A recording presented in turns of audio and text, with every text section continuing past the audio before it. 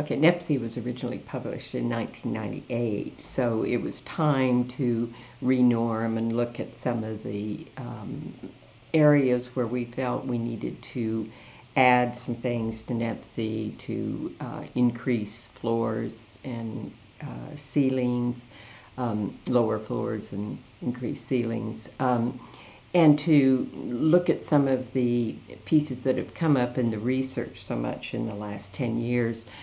Social perception, for one, the executive functions being another area where we've become very aware of how much of a role executive functions play for children, where previously we might have looked at the executive functions as something that really didn't begin developing until they're 11, 12. We now realize that executive functions are underlying everything they do and that they begin to develop quite early. And so there were also some tests that we felt were probably not sensitive enough, and maybe we needed to just drop a couple of those.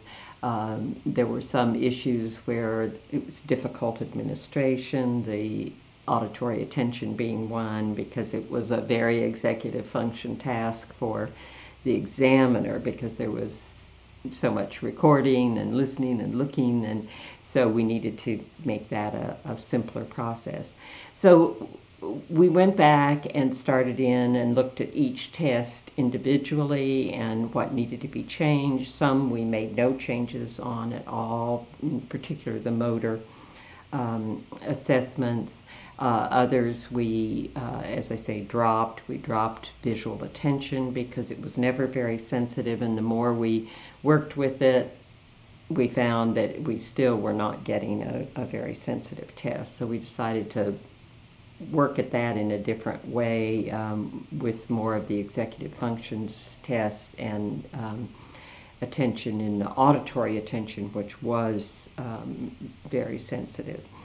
And so that's how we began, and it took us 10 years to develop the original nepsy, but I think we managed the revision in 4. So, and we feel pretty good about it. It seems to be addressing the underlying questions that we have about what's going wrong for kids, and that we don't reach with a cognitive assessment or an achievement assessment, because this makes it possible to look at underlying processes and break them down. The thing about the Lurian approach is you're looking at a child's functioning as if it were a complex process, and then you try to break apart the pieces of that process and look at the primary difficulty and then maybe secondary deficits that come from that. And so neuropsychological testing has a different approach than does cognitive assessment.